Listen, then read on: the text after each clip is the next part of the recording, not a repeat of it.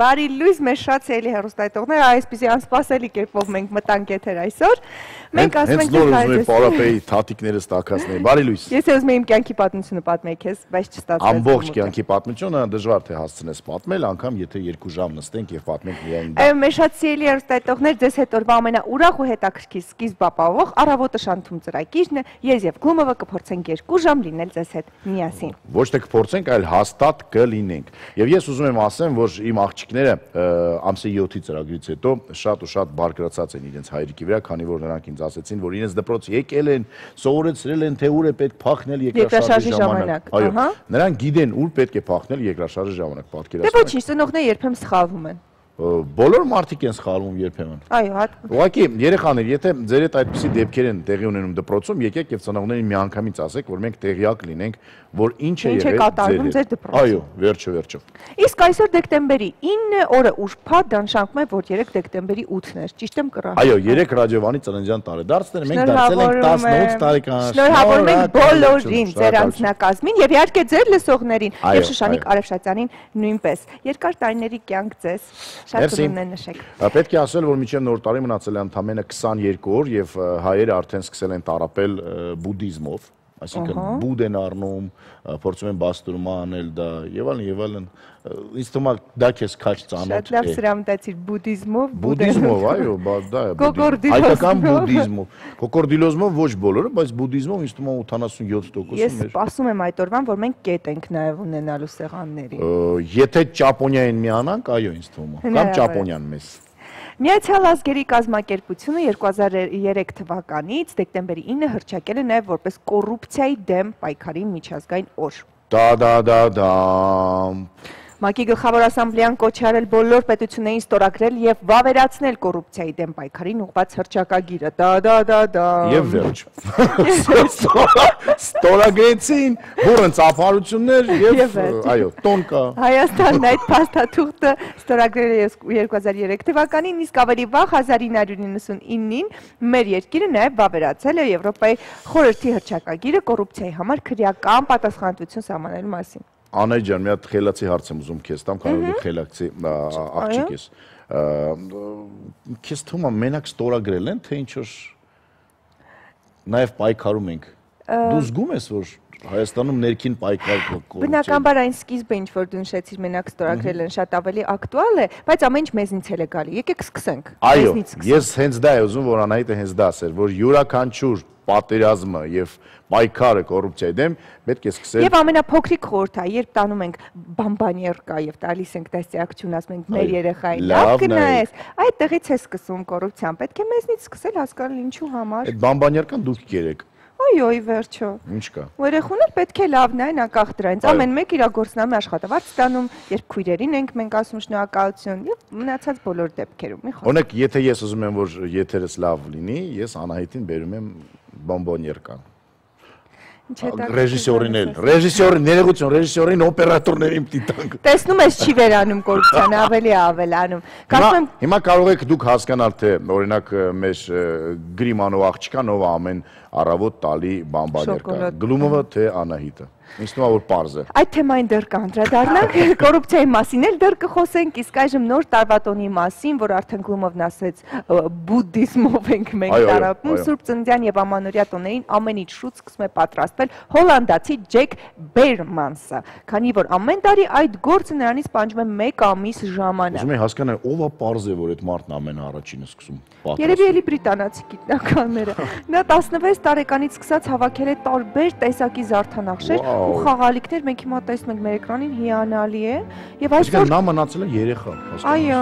եւ այսօր 43 տարեկան երեխան այդ ամենը հերթով օգտագործում է տունը զարդարելիս։ Տեսնես ընտանիք ունի, թե տենց ինքը իր, ինձ թվում է ընտանիք չունի, Քորացա ես։ Լուրջ ինքը տենց ամեն ինչի իր համար։ Հրաշք է իհարկե, նման է ինչ որ մի խանութի, որ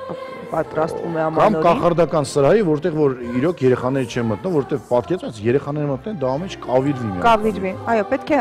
հերվից նայել այս արեգակին։ Կամ հեռուստացույցով։ Հոլանդացու տանը կա տասնյակ արհեստական տոնածառներ, մենք տեսնում ենք, որ զարդարված են հազարավոր խաղալիքներով, ծաղիկներով, եղջերուներով ու բևեռային արջերով, տոնական լույսերով եւ այլ տարատեսակ զարդերով, այստեղ կարող են լինել նաեւ ձեր գովազդը։ Այո, իհարկե։ Այսպիսի հրաշք ինչ որ մի մարդու տանը։ 27 տարի այս մարդը փաստորեն հավաքում է, տեսնում ես։ Հավաքում է եւ շարունակում է հավաքել, 1 ամիս առաջ է պատրաստվում է։ Համաձայնենք, որ լավ է ստացվում, այո, 43 տարվա համար քիչ չէ։ 27 տարվա համար։ Տեսնես ինչա գլխին ընկի է 16 տարեկան հասակում, որ որոշել է։ Երևի գիտես Նյուտոնի նման տոնածառի տակ նստած էր եւ խնձորի տեղ։ Իսկ վատ նոր տարի էր ունեցել ու որոշեց ես կստեղծեմ իմ նոր տարին։ Իմ ուզած շարունակեց, այո։ Դե ինչ տեղափոխվենք ԱՄՆ, ինչու ոչ։ Գնացինք Սան Սան Ֆրանցիսկոյի օդանավակայանում 3 տարի է ինչ աշխատում են հատուկ վարժեցված շներ, որոնց պարտքն է օգնել ուղևորներին թռիչքային ստրեսից ազատվելու գործում։ Այսինքն ինչ է գալիս են Sense բաներ են անում, սիրում են իրանց շնորհիվ։ Հոգեբանական աջակցության այդ խմբի շարքերն այսօր համալրում է եւս մեկ կենթանի սիրունատես խոզուկը, Լիլուն, հետաքրքիր անվանում ունի, նրա գունեղ ու հետաքրքիր շորի է խոզուկի անունը։ Լիլու է, այո։ Բայց այդպես է։ Խնդրեմ, Լիլուին մենք հիմա տեսնում ենք։ Բարև ձեզ։ Իմիջիալոց Ջորջ Կլունին տանը ունի փոքրիկ խոզուկ, որին շատ սիրում է, ման է գալի։ Անունը ինչ է։ Չգիտեմ անունը ինչ է, բայց ես պատկերացնում, եթե Ջորջ Կլունի տան կողքը հայերը ապրեն, այդ խոզուկին ինչպես է պետք պաշտպանել, էլի նոր տարվա շեմին։ Նշեմ, որ այս խոզուկից խոսեցինք, դրանցից մեկի վրա անգամ գրված է ճմկտիր ինձ։ Խոզուկը կարողանում է զանազան հնարքներ։ Խոզուկը չի կարող ասի, որ ճմկտիր ինձ, նրա վրա գրել է, իսկ խոզուկին դուր է գալի դա հետաքրքիր։ Ես չիրեմ հարցում անցկացրել եմ բրիտանացի գիտնականները։ Լիլուն հազարավոր հետևորդներ ունի Instagram-ում, օդանավակայանում նա դեռ կայուն աշխատանքային գրաֆիկ չունի, բայց տնօրինությունը հույս է հայտնում, որ սիրուն խոզուկը աշխատանքի կներկանա գոնե 1 ամիսի 1 անգամ, կարծում եմ աշխատանքային գրքույկներ են արդեն բացել, աշխատավարձ ունի, այո։ Լավ, դե արդեն այսպիսի բաներ չեմ հասկանում ես գոր։ Դրա համար դու այստեղ ես, իսկ նրանք Սան Ֆրանցիսկոյում։ Ափսոս իմ անունը Լիլու չէ։ Հենց այս պահին ձեզ համար լավ երաժշտություն։ Ափսոս որ քո վրա գրված չէ։ Ճմկտիրից։ Երաժշտություն։ Երաժշտություն բոլորիդ համար։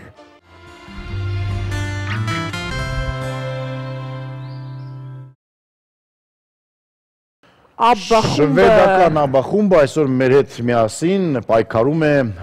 կոռուպցիայի դեմ եւ ասում է, որ money in the rich man's world. No money, only love, ասում են, այդպես մոտորապես։ Մի խոսքով ասում է, որ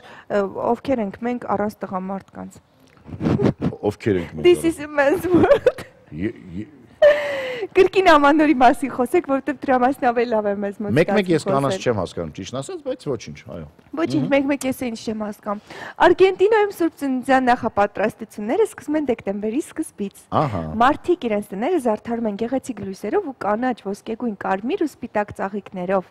Կարմիր ու սպիտակ ծաղկեպսակները տան մուտքն են զարդարում։ Ոմանք սիրում են տնածառը զարդարել բամբակյա գնդակներով, որոնք խորհրդանշում են առատ ձյունը։ Իդեպ այնտեղ տնածառի դերը կարող է կատարել ցանկացած ծառ բացի եղևնուց։ Դա դու ճիշտ ես ընդունում։ Ես ճիշտ ասած արգենտինացիներին այս բaragայում չեմ հասկանում, բայց այդ բամբակյա գունդիկները ինձ հիշեցնում են, հիշում եք առաջ որ հարսանիքներ են լինում,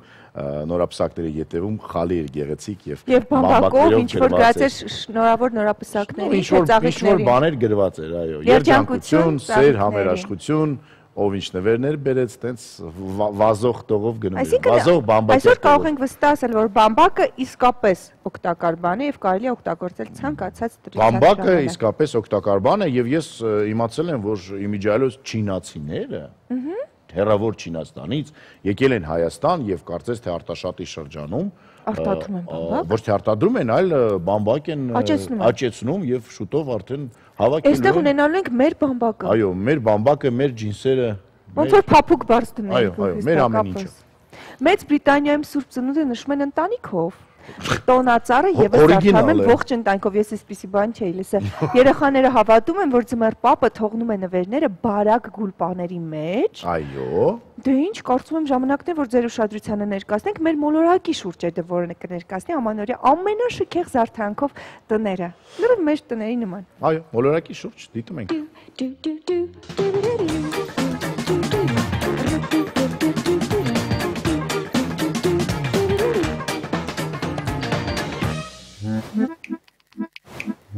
Տոնական լույսերով առկայծող աշխարհն արդեն պատրաստ է ամանորին։ Զարդարված են քաղաքում գյուղ, փողոց ու պուրակ, տուն ու տանիք։ Ամենազարդարուն ու ամենալուսավոր տների մասին հաջորդիվ։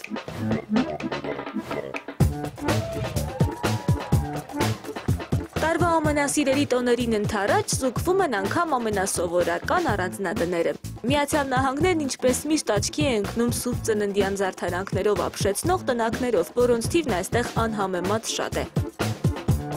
Սմիթ ամուսիններն այս տարի որոշել են համալրել ամանորի ամենազարդարուն տների ցանկը։ Դալասաբնակ ամուսիններին դա հաջողվել է։ Նոյեմբերի 15-ից նրանց տոնական տունն ու բակը դեպի իրենց են ձգում ծանոթ անծանոթներին, զվարճասեր փոքրիկներին ու քաղաքի հյուրերին։ Սմիթերի զարդարուն բնակավայրն իր տոնական լույսերով բարձր տրամադրություն է ապահովում ամեն երեկո, մութն ընկնելուն պես։ Այդպես կլինի մինչև դեկտեմբերի 31-ը։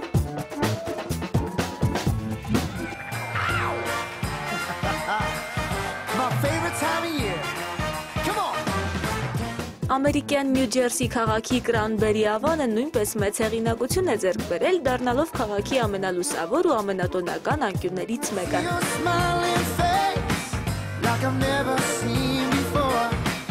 Բնակիչների համատեղ ջանքերով զարդարվել է ավանի կենտրոնական առանձնատներից մեկը։ Կրանբերիի այս լուսային ու գունային շոուն, որը ստեղծվել է նաև բարեգործական նպատակով, մեկնարկել է դեկտեմբերի 2-ին։ Ամեն երեկո 3 ժամ տևող լուսավորությունը բարձր տրամադրություն կապահովի մինչև դեկտեմբերի 31-ը։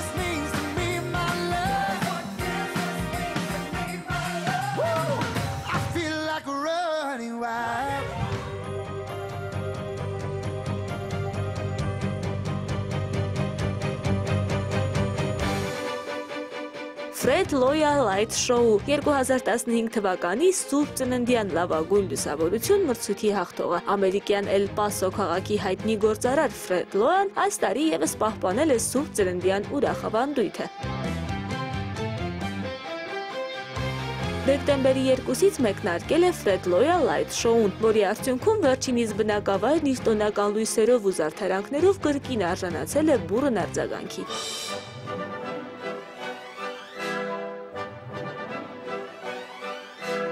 Իդեպ այս տարի ևս Fred Loya-ի շոուն հավակնում է դառնալ ABC հեռուստաընկերության կողմից հայտարարված Սուրբ Ծննդյան լավագույն լուսավորության մրցույթի հաղթողը։ Ավելի քան կես միլիոն գունագեղ լամպերով ու հարյուրավոր տոնական զարդարանքներով հիացնող երաժշտական շոուն տևում է 8 րոպե, կրկնվում յուրաքանչյուր ժամը 1 երեկոյից մինչ ուշ գիշեր։ Գեղագիտական հաճույք պատճառող ուրախ շոուն տոնական տրամադրություն կապահովի մինչև դեկտեմբերի 28-ը։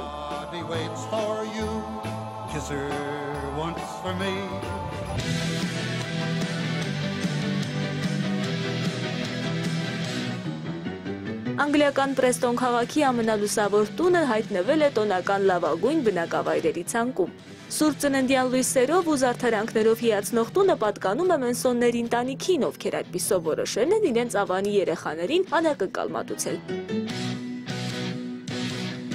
Դեկտեմբերի 1-ից երաժշտական լուսային շոուն ամեն երեկո Պրեստոն քաղաք է բերում բազմաթիվ հետաքրքրասերների։ Տոնական միջավայրն այստեղ ապահովում է բարձր տրամադրություն, վարակիչ աշխուժություն ու լավատեսություն։ Մենսոնների ընտանիքի անակնկալ քայլը բարձր են գնահատել նաև պետական մի շարք կառույցներ։ Արդյունքում ամուսիններն արժանացել են մի շարք խրախուսական մրցանակների։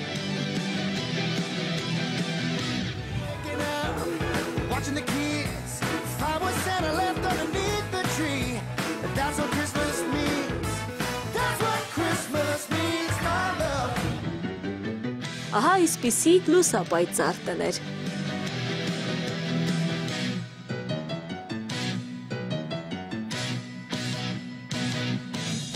Have a holly jolly Christmas. It's the best time of the year. I don't know if there'll be snow, but have a cup of cheer.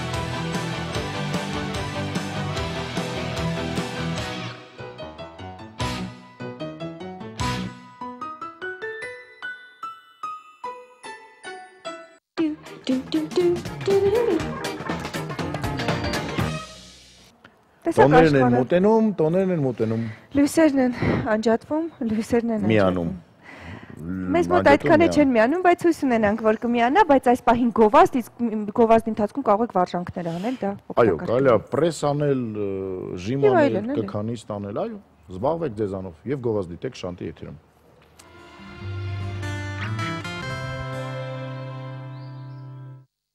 Բավական է գլումով արդեն եթերն ավարտվեց, գովազդն ավարտվեց եւ եթերը շարունակվում։ Այո։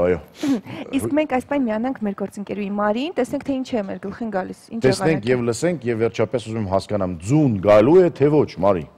Բարի առավոտ։ Բարի լույս մեսի էլի Մարի։ Ձյան տեսքով տեղումներ լինելու են թե ոչ։ Դեռևս ոչ, դեռևս մի փոքր ցուրտ է, սակայն առանց տեղումների։ Մի փոքր սպասենք։ Մի տխրիր։ Մի փոքր սպասեք, 2 ժամ պատրաստ։ Մի քանի օր։ Լսենք օրվա եղանակը։ Շնորհակալ եմ։ Հանրապետության տարածքում այսօր եղանակը կպայմանավորվի հյուսիս-արևմտյան սառը օդային հոսանքների ազդեցությամբ, սակայն բոլոր մարզերում սպասվում է առանց տեղումների եղանակ։ Իսկ օդի ջերմաստիճանը դեռևս էապես չի փոխվի։ Արցախում, Ստեփանակերտ քաղաքում ցերեկը կլինի 1, գիշերը մինչև 6 աստիճան ցուրտ։ Սյունիքի մարզում, Մեղրիում ցերեկը սպասվում է 2 աստիճան տաքություն, գիշերը 5 աստիճան ցուրտ։ Կապանում ցերեկը կլինի 2 աստիճան տաքություն, գիշերը մինչև 10 աստիճան ցուրտ։ Գորիսում ցերեկը 1 աստիճան տաքություն, գիշերը մինչև 15 աստիճան ցուրտ։ Վայոց-Ձորի մարզում ջերմուկում ցերեկը սպասվում է 6, գիշերը 20 աստիճան, Եղեգնաձոր քաղաքում ցերեկը 1 աստիճան տաքությունից, գիշերը մինչև 10 աստիճան ցուրտ։ Գեղարքունիքի մարզում ցուրտ է, սակայն առանց տեղումների։ Մարտունիում ցերեկը կլինի 4, գիշերը 18, Գավառում ցերեկը 5, գիշերը կրկին 18, Սևանում ցերեկը 5, գիշերը մինչև 17 աստիճան տաքություն։ Կոտայքի մարզում Հրազդան քաղաքում ցերեկը սպասվում է 8, գիշերը 18, Աբովյանում ցերեկը կլինի 1, գիշերը մինչև 10 աստիճան ցուրտ։ Արարատյան դաշտում այսօր նույնպես սպասվում է առանց տեղումների օր։ Արարատի մարզում Արարատ քաղաքում ցերեկը սպասվում է 0, գիշերը մինչև 11 աստիճան ցուրտ, Արտաշատ քաղաքում ցերեկը 1 աստիճան տաքությունից, գիշերը մինչև 12 աստիճան ցուրտ։ Արմավիրի մարզում Արմավիր քաղաքում ցերեկը սպասվում է 0, գիշերը 12 աստիճան ցուրտ, Վաղարշապատում ցերեկը 1, գիշերը մինչև 11 աստիճան ցուրտ։ Արագածոտնի մարզում Աշտարակ քաղաքում այսօր ցերեկը սպասվում է 1, գիշերը մինչև 12 աստիճան ցուրտ, Ապարանում ցերեկը կլինի 8, գիշերը մինչև 18 աստիճան ցուրտ։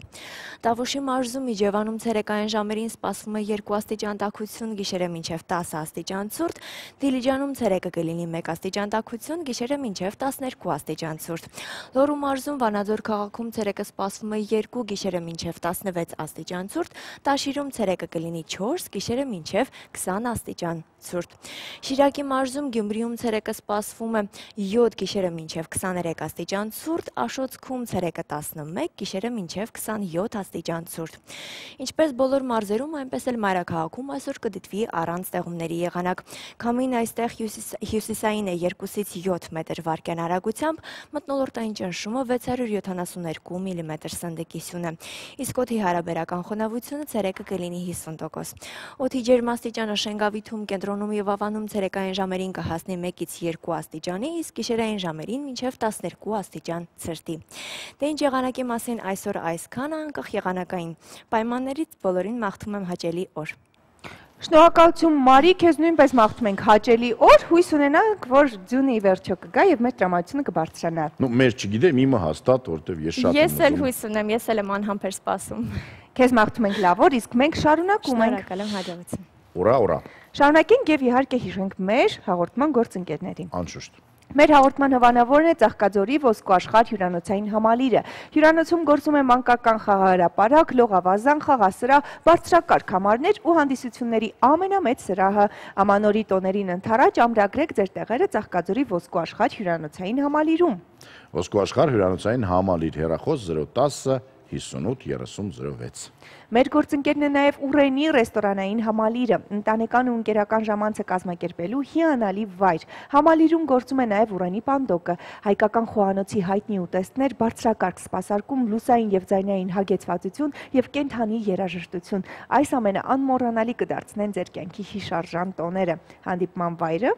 Աշտարակի խճուղի 2 Վահագնի թաղամասի դիմաց, հեռախոս 010 39 59 60։ Մեր հաղորդման հովանավորն է նաև Իմ ընտանեկան բժշկական կենտրոնը, որտեղ իրականացվում է բոլոր օրգանների համակարգչային ախտորոշում, անոթների դուպլեքս հետազոտություն, հոդերի սոնոգրաֆիա, էլեկտրոնեյրոմիոգրաֆիա, նյարդերի եւ մկանների դիագնոստիկա եւ վիտամին D-ի ախտորոշում արյան մեջ։ Այս ամենը զեղչված գներով։ Իսկ վահանաձև գեղձի ստուգումը, ողնաշարի զննումը եւ 4-ից 14 տարեկան երեխաների ճիճվակրության ստուգումը անվճար է։ Իմմա բժշկական կենտրոն հասցե Մաշտոցի 33 կոտորակ 1 հեռախոս 50-80-50։ Իսկ եթերը շարունակում է մեր գործընկերուհի Իրինա Մկրտչյանը, սիրված էջով օրվա դեղատոմսով։ Բոլորին առողջություն ենք մաղթում։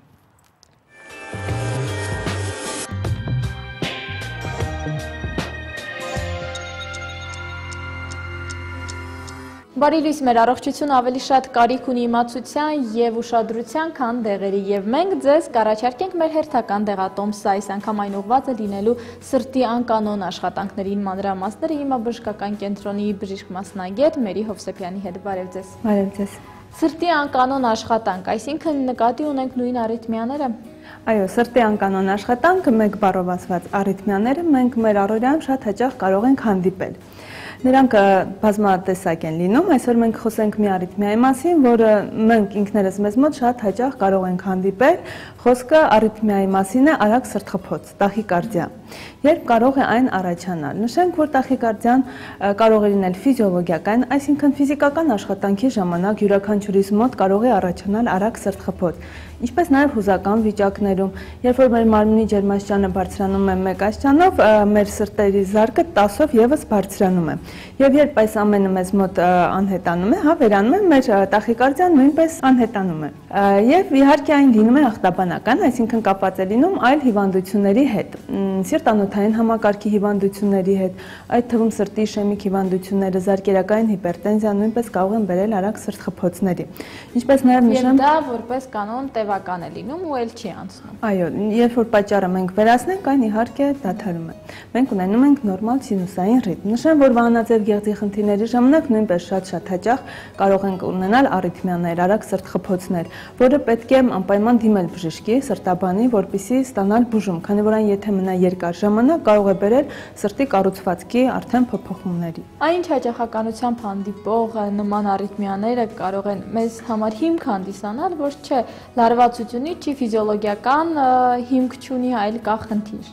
Եթե մենք անընդհատ նույնիսկ հանգիստ ժամանակ ունենում ենք արագ սրտխփոցներ, անպայման պետք է դիմել բժշկի, նշեմ, որ նորմալ ռիթմը դա 60-ից 100 զարկ րոպեում է։ Եթե մենք ունենում ենք ավել զարկ, դա նշանակում է մեզ մոտ առկա է տախիկարդիա։ Ավելի ճիշտ պատկերացնելու համար այստեղ տեսնում ենք մենք սրտի աշխատանքը։ Սրտի աշխատանքը ինչպես է կատարվում։ Մենք աջ նախասրտում ունենք սինուսային հանգույց, որտեղ առաջանում են իմպուլսներ։ Իմպուլսները այստեղ մենք տեսնում ենք փոխանցում են նախասրտեր եւ փորոքներ եւ մեզ մոտ առաջանում է կծկում սրտի։ Եվ իհարկե ապահովում ենք մեր մեծ եւ փոքր շրջանառությունը արյան։ Եվ այն դեպքերում եւ ինչ-ինչ պատճառներով առաջանում է արիթմիա, նշեմ մի փոքր կլինիկապես ինչ կարող է հիվանդը զգալ։ Նրանք շատ հաճախ նշում են արագ սրտխփոց, հետո կանգ սրտի, նորից սիրտը աշխատում է։ Դա նշանակում է նրանց մոտ առկա է արիթմիա։ Այստեղ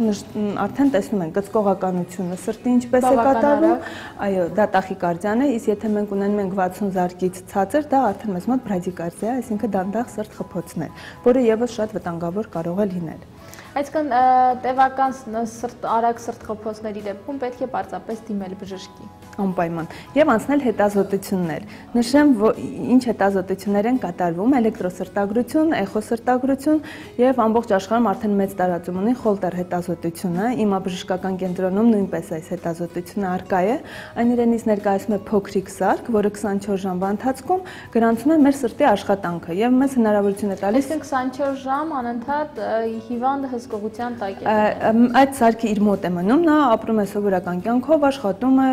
միայն չի լողանում, որպեսզի սարքը չվնասվի եւ արդեն մյուս օրը գալով մեզ մոտ մենք ամբողջ 24 ժամվա աշխատանքը տեսնում ենք եւ գնահատում ենք արիթմիաները, թե ինչ տիպի արիթմիա է նրա մոտ։ Իմա բժշկական կենտրոնում այս հետազոտությունը նույնպես առկա է։ Եվս մեկ անգամ նշեմ, որ արիթմիաները կարող են շատ վտանգավոր լինել մեր կյանքի համար, այդ պատճառով բարդություններից կարող է սրտի կառուցվածքի փոփոխություններ արդեն մենք ունենանք, որը արդեն կարող է լինել ամբողջ կյանքի ընթացքում մենք օգտագործենք դեղորայքներ, որ դրանից խուսափելու համար, եթե ունենում եք արագ սրտխփոցներ, ցանկալի է դիմեք սրտաբանի, անցնեք հետազոտություններ։ Նշեմ, որ իմա բժշկական կենտրոնում այս շաբաթվա ընթացքում սրտի էխո հետազոտությունը եւ անոթների դուպլեքս հետազոտությունը շատ մաչելի գներով կկատարվի։ Շնորհակալություն, դե ինչ բաց մի թողեք հնարավորությունը չմոռանանք, առողջությունն ամենակարևորն է եւ մշտապես կարիք ունի մեր ուշադրության։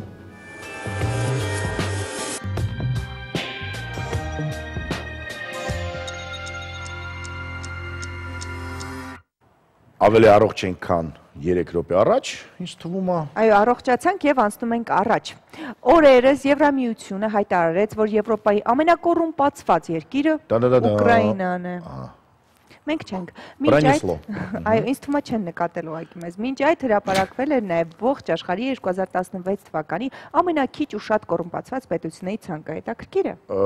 Ես համոզված եմ, որ ինձ թվում է ես գիտեմ, որ պետություններն են այո։ Հիմա կստուգենք։ Սկանդինավյան պետությունները հաստատ կոռումպացված չեն, երևի թե Շվեյցարիան ինձ թվում է կոռումպացված չի, Էստոնիան հաստատ կլինի այդ ցանկում։ Հիմա կստուգենք։ Ըստ դրա նվազագույն կաշառակերությամբ երկրների տասնյակ է մտել Դանիան, Կոպենհագեն, Ֆինլանդիան, Շվեդիան, Նոր Զելանդիան, Շվեյցարիան, Ավստրալիան, Նորվեգիան, Սինգապուրը։ Սինգապուրում գիտես ինչ են անում կոռուպցիայի համար։ Այդ մարդը այդ կյանքում ոչ մի բան չի կարող անի։ Կանադան, գնդակահարում են, այո։ Կանադան եւ Նիդերլանդները։ Իսկ այդ տեսանկյունից ավելի բախտավորներն են Ուզբեկստանը, Սոմալին, Աֆղանստանը,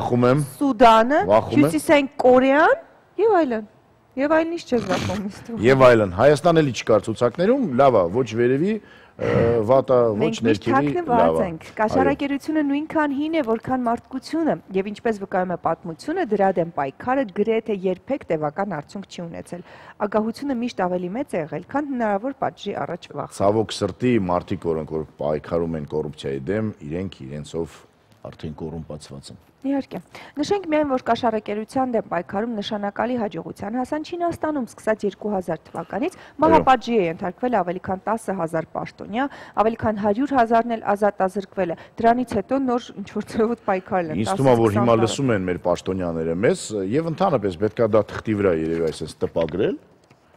եւ յուրաքանչյուր պաշտոնյա իր հետևում ունենա գնդակահարման, որ մարդիկ հասկանան չի կարելի։ Ուրիշ պայքարի ձև դեռ ցավոք սրտի մատկությունը չի։ Այո։ Մեքսիկայում շրջանառվող կաշառակերության չափերը որոշ տվյալներով այսօր հասնում են 5 միլիարդ դոլարի։ Դա երկրի ներքին համախառն արտադրանքի 10%-ն է։ Գրեթե նույնքան է կազմում զբոսաշրջությունից ստացվող տարեկան եկամուտը պետության մասշտաբով, այսպիսին են տվյալները։ Ես համոզված եմ, որ մեր երկրում էլ են այդ տվյալները ահավոր մեծ, նո իհարկե հարաբերական ահավոր մեծ, ուղղակի պարզապես ոչ մեկ չի հաշվի դա։ Հենց հիմա այժմ կփորձենք բարձել, թե ինչպես են մեր երկրում վերաբերվում կաշառակերությանը, մանրամասները տեսանյութում։ Տեսանյութը գովազդից հետո, քանի որ սկզբից գովազդ, հետո տեսանյութ։ Ինձ համար քո խոսքը օրենք է, ինչպես ասես, գովազդ։ Տեսնենք թե։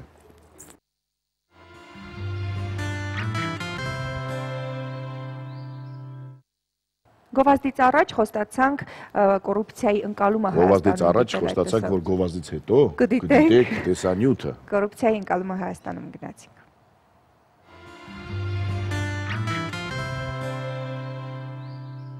Երբ վերևներում լավ ծանոթ ունես եւ երբ պետք է լինում հարցը լուծել ոչ թե մեկ շաբաթում, այլ մեկ օրում, երբ ամենասովորական շնորհակալության անվան տակ լուծվում են այդքան բարդ թվացող հարցերը։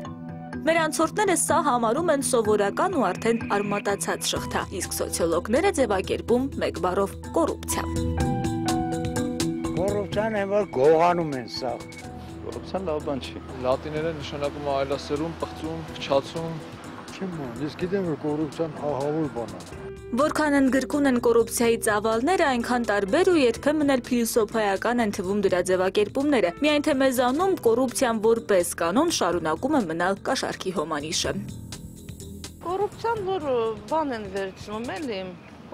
ինչ որ վզատկա են վերցնում, ինչ որ բանի դիմաց։ Դե կոռուպցիան հավանաբար դա տվյալ երկրի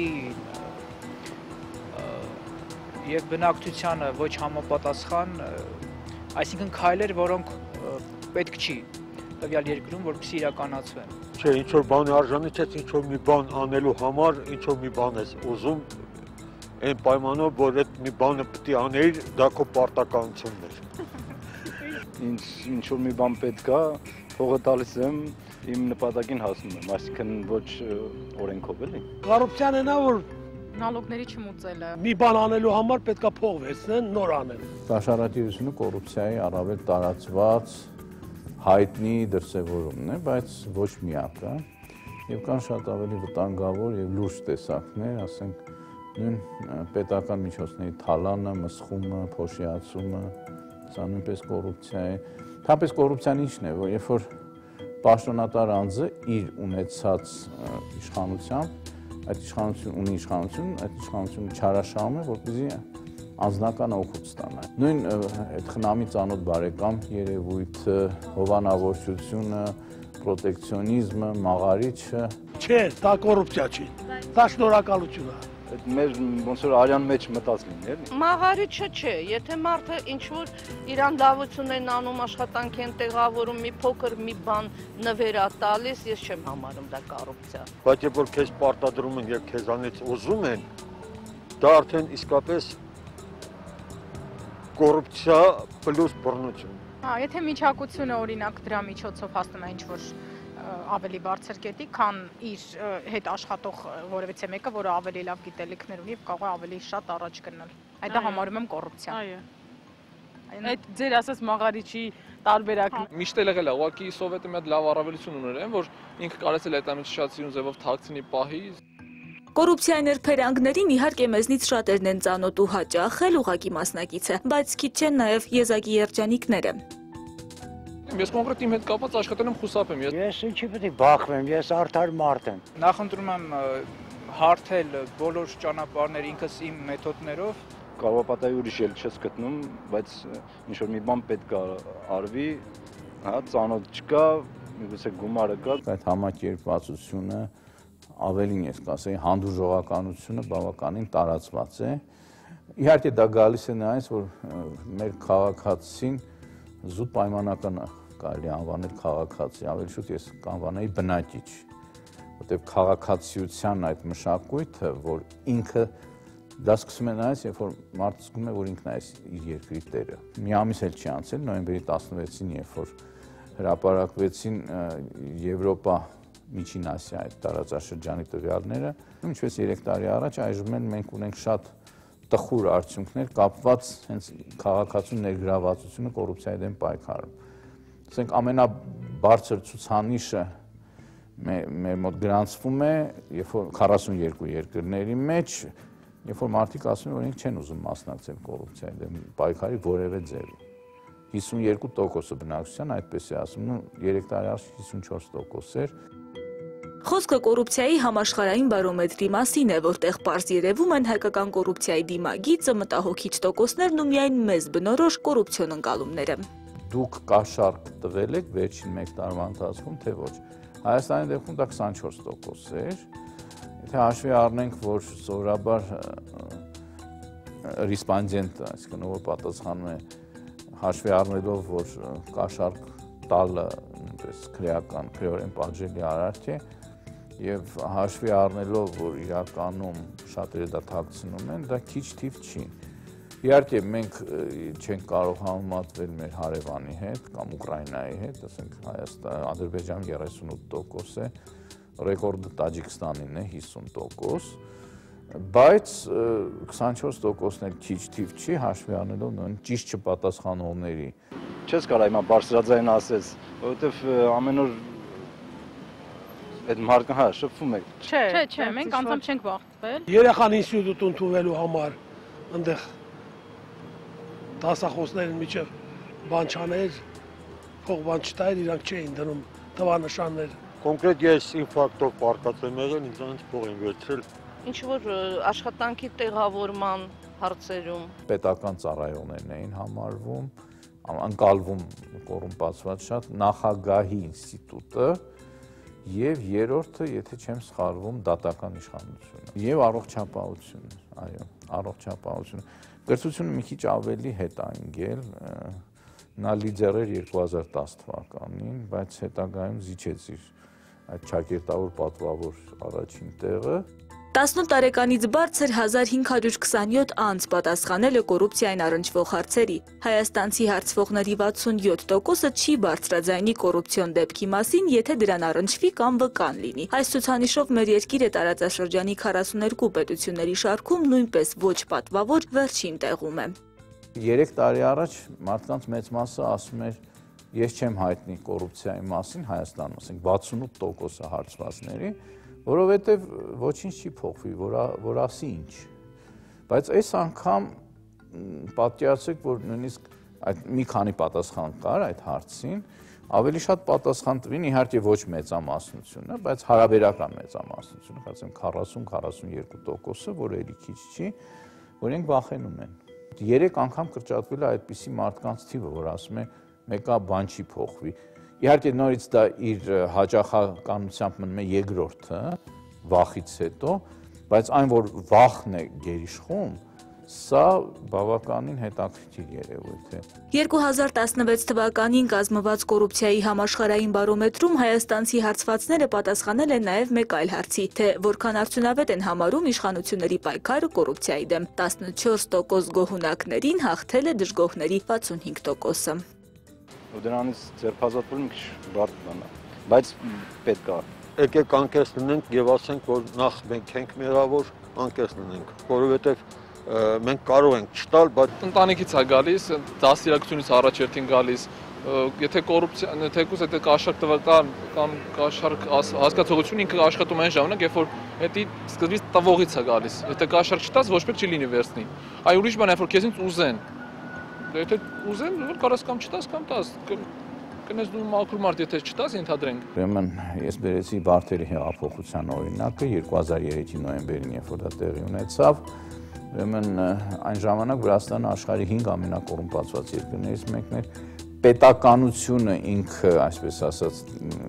քայքայվում էր եւ ամեն ինչ գնում էր իսկապես լրջագույն մի կատաստրոֆա։ Բայց ի տարբերություն Սինգապուրի, այնտեղ տեղի ունեցավ իշխանափոխություն։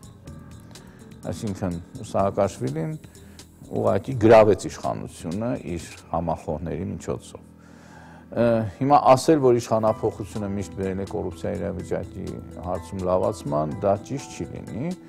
Այնպես որ հաշվի առնելով մեր զբաղեցրած ոչ այդքան ոգևորիչ հորիզոնականներն ու նաև հասարակական ընկալումները, հաջորդ քայլը, որին պիտի սպասենք, սինգապուրյան հրաշքի պես մի բան է, որն ինչպես գիտեք, բնավ էլ իշխանափոխությամբ չեղավ։ Քաղաքական կամքին գումարվեց շատ ավելի կարևոր մի բան՝ քաղաքացիական հասարակության ինչ-որ բան փոխելու եւ բարեփոխելու պատրաստակամությունը։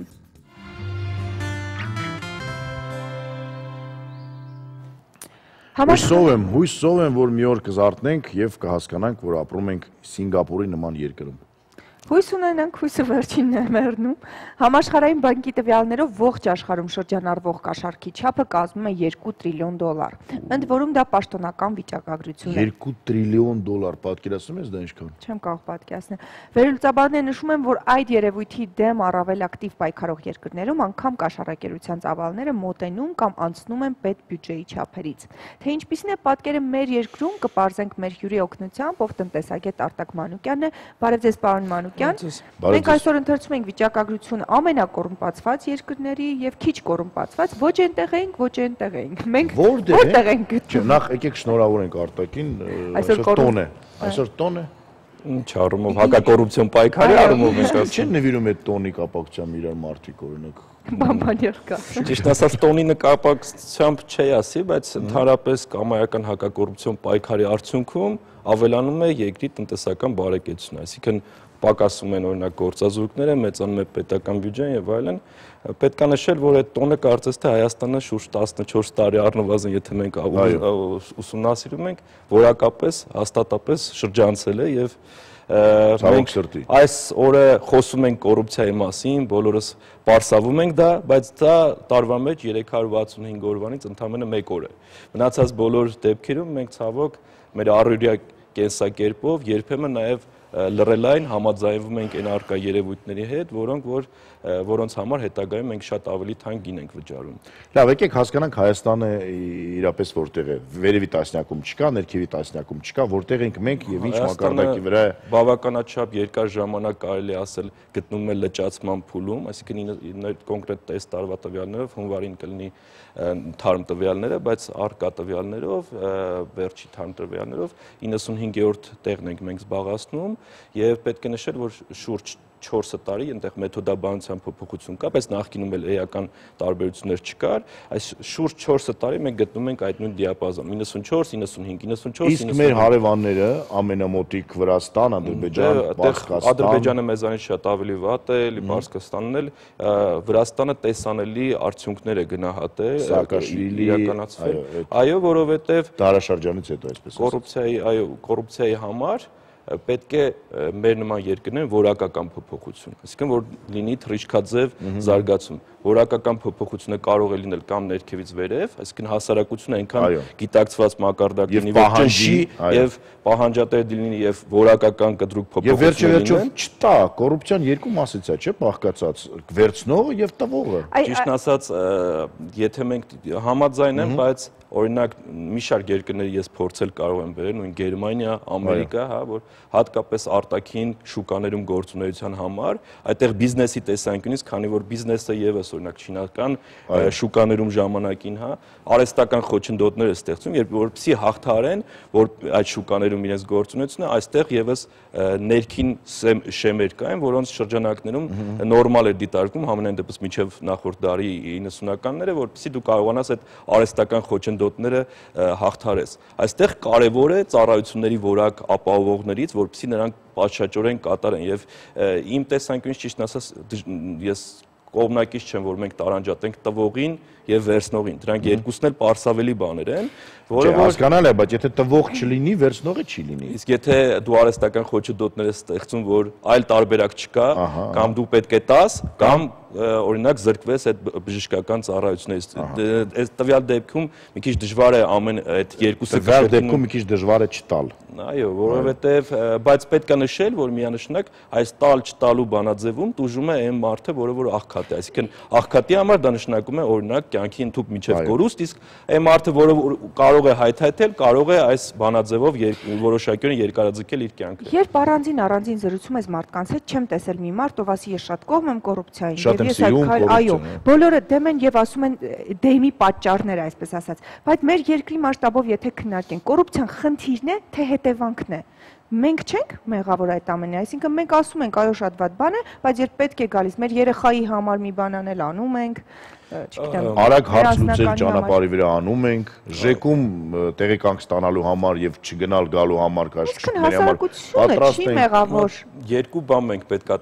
տարանջատենք իմ կարծիքով, ես կփորձեմ իհարկե ձեր հարցին պատասխանեմ։ Առաջինը դրանք վարչական արգելքներն են, այսինքն կոպիտ ասած բյուրոկրատիան, ձեր ասած դեպքում, հա, օրինակ ես էլ կարող եմ շատ ավելի պրակտիկ օրինակներ բերել, օրինակ ճանապարհային ոստիկանությունը դու գումար ես վճարում, բողոքարկում ես եւ բողոքի արդյունքում օրինակ ճանաչվում է որ քո բողոքը վավեր է, բայց դու գումարը կանխիկ վճարում ես 2-3 ամիսա տևում մինչև այդ գումարը հետ տա։ Սա վարչական արգելք է, որը արհեստական ձգձգումների, այսպես ասած, հնարավորություն է ստեղծում եւ օրինակ ժամանակակից արդի տեսություններում սա կոչվում է ռենտայի փնտրտուք։ Այսինքն սա հարաբերություններ են, որ դու կարողանում ես արհեստականորեն լրացուցիչ այս գործընթացները արագացնելու համար ըստ էության զարտուղի ճանապարհների լուծումների մեխանիզմներ դնել, հա։ Սա մի բան է։ Բայց եթե մենք փորձենք տարանջատել այդ էվոլյուցիան կոռուպցիայի դեմ պայքարի, մենք պետք է նշենք, որ սկզբնապես կարծես թե հիմնական թիրախում դրված էր բերեք աշխատողներին, պետական աշխատողներին շատ գումարներ տանք եւ նրանք ավելի մոտիվացված կլինեն եւ այլն, հա։ Բայց ցավոք շատ երկրներ այս նույն ռազմավարությունը ընտրելով առանց պատժելիության գործոնի շատ ավելի մեծ ձախողումների հասան, քան Վրաստանում տալով բարձր աշխատավարձ ոստիկաններին որը պատժում էին։ Այո, իսկ օրինակ նույն մեր հանրապետությունում օրինակ դատական համակարգի բարեփոխումները եթե մենք դիտարկենք, ելի այդ նույն կոնցեպցիան գործում էր, բայց սա ընդհանրապես բերեց, որ գործարքի արժեքը բարձրացավ, այսինքն չբերեց դրա արդյունքում օրինակ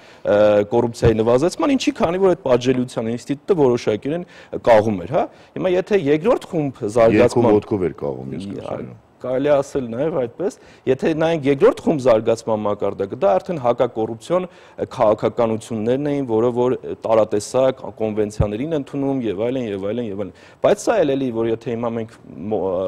արդի տեսությունները ուսումնասիրենք, սա է որոշակյորեն երկրի առանձնահատկություններից է պայմանավորված եւ այս ամբողջացնելով պետք է նշել, օրինակ նույն 2016 թվականի Լոնդոնի սամիթում էլ կարծես թե հիմնական մեսեջը այն էր, որ հանրությունը պետք է այնքան մենք կրթենք շփոթենք, աշխատենք, զարգանանք, որ ներքևից վերև ճնշումը լինի, որովհետև ոչ մի քաղաքական գործիչ դժվար է պատկերացնել, որ այն ծառի ճյուղը, որի վրա ինքը նստած է, ինքը կբռնի կտրի եւ օրինակ նույն այդ ֆենոմենները, որոնք հիմա դուք Սինգապուր եք ասում, մարդիկ անհատներ, որոնք սեփական շահը կարողանում են ստորադասել հանրության շահին, շատ ավելի դժվար է գտնել, քան ընդհանրական հանրության մոտ ստեղծել պահանջատեր հասարակության գաղափարը։ Սա է նաև այն կարևորագույն արդյունքը, որ մենք տեսնում ենք տարիներ շարունակ, նույն սկանդինավյան երկրները գտնվում են ամենաքիչ կամ կոռուպցիայից մաքուր երկրների շրջանակներում, սա նաև նրանց հասարակության անհանդուրժողականության հետևանք է։ Ուզում եմ հասկանալ, պարոն Մանուկյան, հասարակ դանիացին կամ նորվեգացին ինչով է ավելի լավ հայից։ Առաջինը կյանքի որակի տեսանկյունից, այսինքն կոռուպցիան ինքը, կոռուպցիայի դեմ պայքարը չի կարող կոռուպցիայի դեմ պայքարը արդյունավետ լինել եւ տնտեսությունը չաճել։ Սա որպես ֆենոմեն, այսինքն այն բոլոր մարտարավ այն երկրներում, որտեղ որ կա բարձր մակարդակի կոռուպցիա, դուք կտեսնեք, որ նաեւ դրանք տնտեսապես բավականաչափ խոցելի են, հա։ Եվ երկրորդ իհարկե բանը պետք է նշել, որ եթե մենք փորձում ենք այդ մի քիչ դիտական դա միշտ էր այդպես իրենց մոտ, թե վերջի շրջանում են նրանք շատ լավ ապրում կամ ավելի լավ ապրում։ Ինչի՞ թե որ 30 կամ 20 թվականներին մենք պետք է գիտակցենք, որ ելակետային պայմանները աշխարհի բոլոր երկրների համար նույնն է եղել։ Իսկ եթե մենք դիտարկենք ձեր ասած 20-ական թվականը, բոլոր տեղերում էլ կար կոռուպցիա։ Այստեղ խնդիրը հիմա կոռուպցիան այլ ձևերով կարող էր դրսևորվել, բայց կար, հա, եւ այս մակարդակով արդեն հանրությունը ինքը կարևորելով այս չարիքը եւ կարևորելով նաեւ նրա ազդեցությունը Նորվեգիան այսօր ունի մոտավորապես 237 միլիարդ դոլար, որը որ չգիտի ինչի վրա ծախսի, իրանք մարդկանց հավաքում են, այսօր մտածել ինչ անենք այս գումարները, ժողովուրդ ջան։ Ես չեմ հասկանում, տուպո են դրանք, ինչ են, չեն կարող մի 6 հոգով հավաքվեն, ասեն տղեկ, այս փողը կիսենք։ Չեն կամ մի 6 հայ գտնեն։ Բայց չէ, իրաց մտքով անգամ չի ասում։ Ես դրա վրա եմ զարմանում։ Բացի մտքովից այդտեղ կան նաև ինստիտուտներ, այսինքն ինստիտուտը վերջի կոռուպցիան ինչ է, դա հասարակ տնտեսագիտական բանաձև է։ Եթե դու կոռուպցիայի ես դիմում եւ դրա արդյունքում բռնվելու հավանականությունը եւ այն պատժիճը, որը դու կգրես կոռուպցիայի դեպքում, ավելի քիչ է, քան կոռուպցիոն ռիսկի դիմելու հավանականությունը, վստահաբար դու որպես ռացիոնալ սուբյեկտ միշտ էլ կդիմես սրան։ Հիմա եթե դուք ձեր բերված օրինակներում բոլորը այս երկու գործոնները շատ ավելի գերակշռում են, քան այն հնարավոր օգուտը, որը որ դու կարող ես ստանալ։ Ինչը մեր պարագայում մի դրա կոմպոնենտներից է նաև իհարկե օրենսդրական թերի բազան, որ օրինակ նույն հայտարարագրերում սխալ ինֆորմացիա ներկայացնելու, կեղծ տվյալներ ներկայացնելու, չներկայացնելու համար, որ տարիներ շարունակ որևէ հետևանք ըստ էության չի եղել, այսինքն մենք որևէ ձևով չենք կարողացել այս բանաձևում ավելի ռացիոնալ հիմքեր ստանալ եւ դրա համար պետք չի զարմանալ, որ մեր նման երկրներում վստահաբար նույն նորվեգացիները, որ բերես դնես եւ այս ռացիոնալ հնարավորությունները տաս, ըստ էության նրանք իրականացնեն եւ դրա արկայությունները նաեւ եթե ուսումնասիրեք այ Պանամայի օֆշորային սկանդալները, որտեղ որ դուք տեսաք, որ էլի շատ հիմնականում իհարկե բիզնես տնտեսվարող սուբյեկտներ փորձում էին այսպես ասած շրջանցել օրենսդրության, մնալով օրենսդրության շրջանակներում շրջանցել էթիկական ստանդարտները, այսպես կարելի է ձևակերպել։ Շատ բարի, կարճատև գովազդից հետո կշարունակենք զրույցը։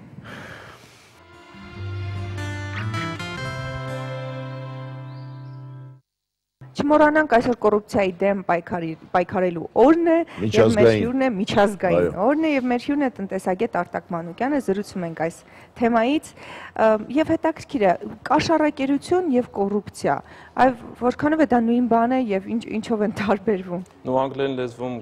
նախ տարբերությունը նրանում է, որ կաշառակերությունը դա արդեն հանցակազմ պարունակող տար է, իսկ կոռուպցիան ոչ միշտ դեպքերում է, որ կարող է պարունակել հանցակազմ, օրինակ անգլերեն լեզվում այսպես ասած արտահայտություն կա petty corruption, որը որ փոքր չափերով վերջնական ծառայության օգտագործողի կողմից որոշակիորեն շնորհակալական խոսքի արտահայտությունն է, որը որ եւս հասարակության զարգացվածության կամ էթիկական նորմերի տեսանկյունից կարող է համարվել ընդունելի կամ որոշ երկրներում ոչ ընդունելի։ Հիմա կախված դրանից էլ դա կարող է դիտարկվել որպես կաշառք կամ կաշառքի բացակայություն։ Տարբերություն մարդկանց երևի գենոտիպների եւ մենտալիտետների արևմտյան եւ արևելյան։ Շատ կարեւոր է նաեւ, որ սա մեծ հաշվով տնտեսական խոչընդոտ չի, բացատրեմ ինչի, որովհետև դուք ծառայությունը ստանալուց հետո եք ձեր շնորհակալական, չգիտեմ, կլինի։ Այսինքն շատ հանգիստ կարող եք չանել, եթե անում եք, դա ձեզ որևէ մեկը չի ստիպում, որ դուք դա անեք, եւ ամենակարևորը ինքը ուղղակի հարաբերություններն, այսինքն իշխանաշարակերության դեպքում դա դրա տարածվածությունը կրում է ողջ հանրություն, այսինքն օրինակ, եթե մենք պետական գնումներում զերծարարություններ ենք անում, դրա արդյունքում օրինակ աղքատներին կամ սոցիալական նպաստները ավտոմատ ըստ էության քչանում են, այսինքն քո գործողության հետևանքով էֆեկտը շատ ավելի մեծ բազայի վրա է տարածվում, քան այն պարագայում, երբ որ կա ուղղակի հարաբերություններ։ Հետևաբար սա է այն հիմնական տարբերությունները, որը որ մենք կարող ենք ասել, բայց որպեսզի ընդհանրացնելու լինենք, մենք պետք է նշենք նաև, որ կոռուպցիայի հետևանքները նաև շատ չափելի կարող են լինել, օրինակ դրա արդյունքներից մեկն էլ օտարերկրյա ուղղակի ներդրումների նվազումն է, որովհետև կոռուպցիային ամենազգայունը դա օտարերկրյա ներդրողն է, որը որ չի սահմանափակվում միայն կառավարության հորդորներով, չգիտեմ, doing business-ով։ Բայց նա չի հասկանում օրենքները, նա չի կարող այս օրենքներում աշխատել։ Ինքը չի հասկանում, որ Հայաստանում օրինակ, չգիտեմ, տենդեր շահելու համար դու պետք է գնաս գումար վճարես եւ 3 անգամ տենդեր չի շահում, նրան ասում են տղեկ ջան, այստեղ բան չունենք անելու, մենք տենդեր չենք կարող շահել, վեր գնում ենք։ Այո, եւ դա է եւս յուրահատուկ, այսպես ասած, ինդիկատոր է, որով դու կարող ես չափել, թե ինչքան խոստումները եւ իրականությունը համարժեք։ Այսինքն, եթե մենք փորձենք ասել, թե կոռուպցիայի ազդեցությունը որը կլինի, առաջինը դա պետական բյուջեն է, որը որ հստակորեն ավելի այն տեմպերով չի զարգանում ինչ որ կլիներ եւ թե կոռուպցիայի դեմ արդյունավետ պայքար լիներ, երկրորդը դա աղքատության մակարդակն է, որովհետեւ դա սոցիալական ծառայությունները եւս պետք է այստեղ ձեր ասած պարագայում, հա, երբ որ ստեղծում ես արհեստական խոչընդոտներ, համապատասխան նաեւ քիչ ռեսուրսներ են ուղղվում, այսպես ասած, աղքատներին, եւ երրորդը դա բիզնես հանրույթի վերաբերմունքն է, այսինքն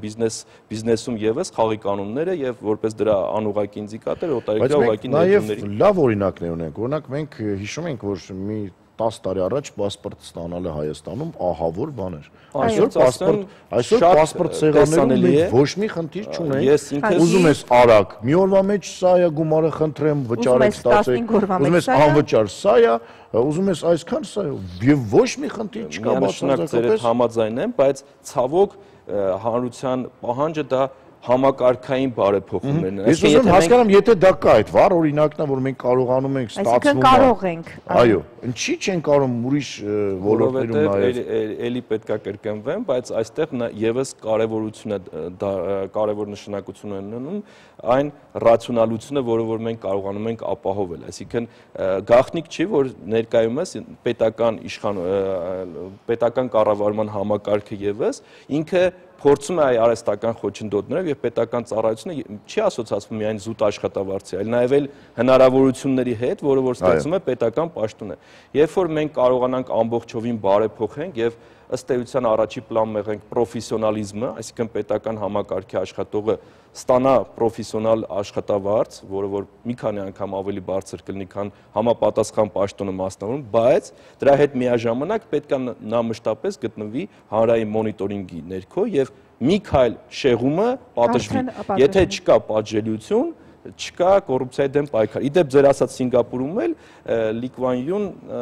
մեծ հաշվով մի բանաձև էր ասում էր առաջի քո 3 մերձավորները, երբ որ խաղի կանոնները կպատժեն, տեսանելիորեն պատժի նրանց։ Եթե դու չես պատժում քո մերձավորին, վստահաբար ամեն հաջորդը կմտածի, որ եթե նրան կարելի է, ինչու մեզ չի կարելի։ Եվ դու խոցելի ես դառնում թե քաղաքական գործիչների համար, թե մնացածի համար։ Այսինքն, այս բանաձևում, ձեր ասած բանաձևում, այստեղ շատ քիչ նախ եկամտային բազա կա անձագրային կետերի բարեփոխումների ժամանակ եւ հնարավոր օգուտներն է շատ էլի համատելի չեն, օրինակ նույն պետական գնումներում, տենդերներում շրջանառվող գումարների, այսինքն այս ամենով հանդերձ մենք պետքա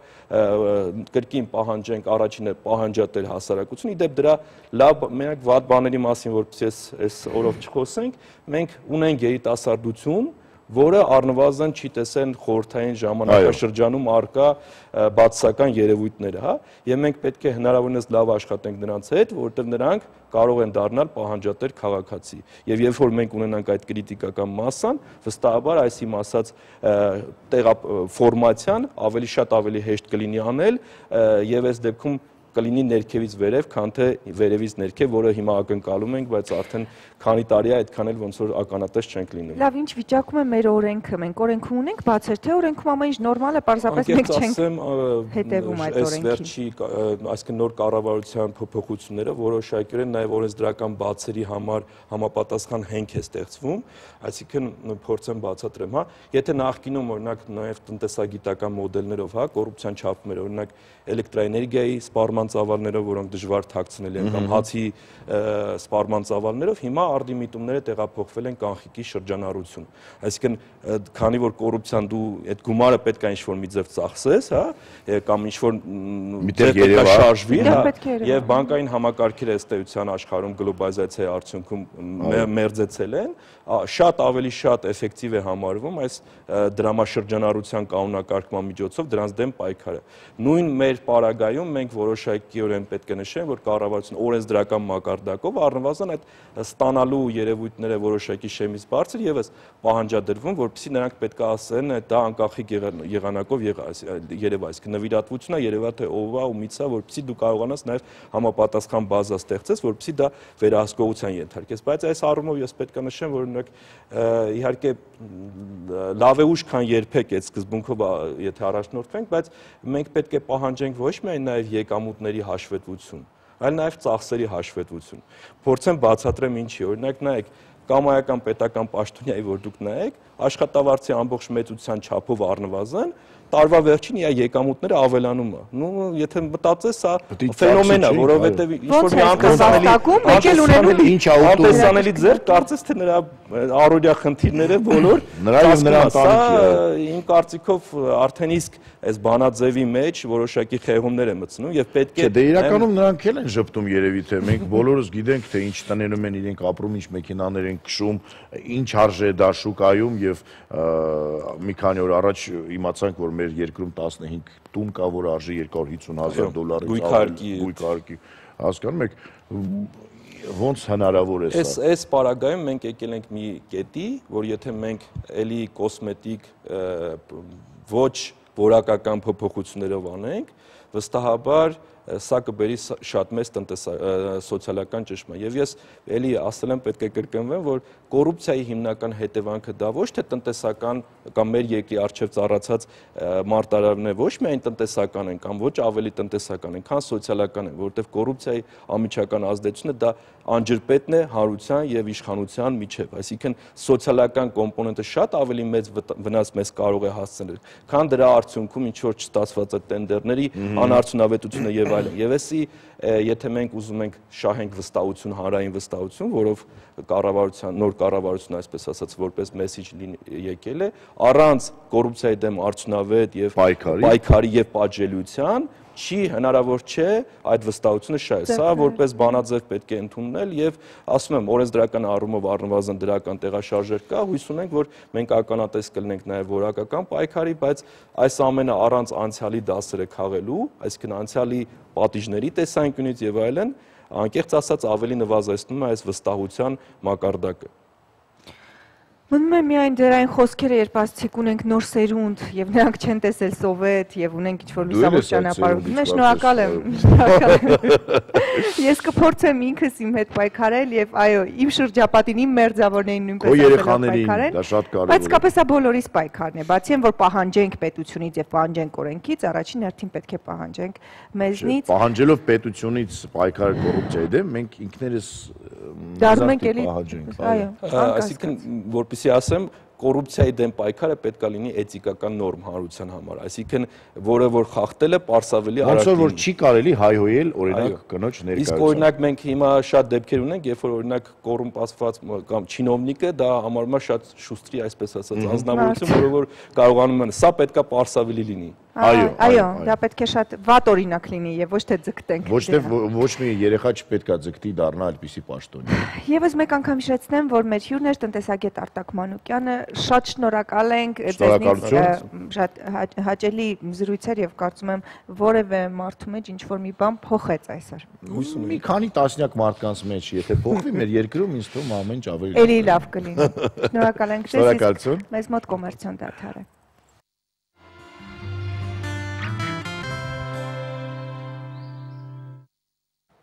Նորից բարի լույս եւ հիշեցնենք մեր հաղորդման հովանավորներին։ Մեր հաղորդման հովանավորն է Ծաղկաձորի ոսկու աշխարհ հյուրանոցային համալիրը։ Հյուրանոցում գործում է մանկական խաղահրապարակ, լողավազան, խաղասրահ, բարձրակարգ համարներ ու հանդիսությունների ամենամեծ սրահը։ Ամանորի տոներին ընթരാճ ամրագրեք ձեր տեղերը Ծաղկաձորի ոսկու աշխարհ հյուրանոցային համալիրում։ Ոսկու աշխարհ հյուրանոցային համալիր հեռախոս 010 58 3006։ Մեր գործընկերն է նաև Ուրենի ռեստորանային համալիրը, ընտանեկան ու ընկերական ժամանցը կազմակերպելու հիանալի վայր։ Համալիրում գործում է նաև Ուրենի պանդոկը։ Հայկական խոհանոցի հայտնի ուտեստներ, բարձրակարգ սպասարկում, լուսային եւ ձայնային հագեցվածություն եւ կենդանի երաժշտություն։ Այս ամենը անմոռանալի կդարձնեն ձեր կյանքի հիշարժան տոները։ Աշտարակի խճուղի 2 Վահագնի թաղամասի դիմաց հեռախոս 010 39 59 60։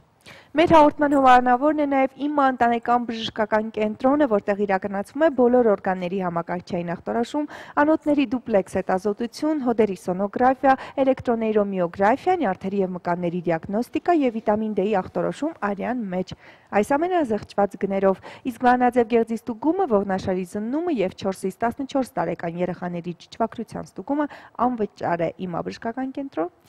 Մաշտոցի 33 կոտորակ 1, հեռախոս 50 80 50։ Իսկ եթերը շարունակում է օրվա դեղատոմսը իր ժողովրդական խորհուրդներով։ Առողջ եղեք։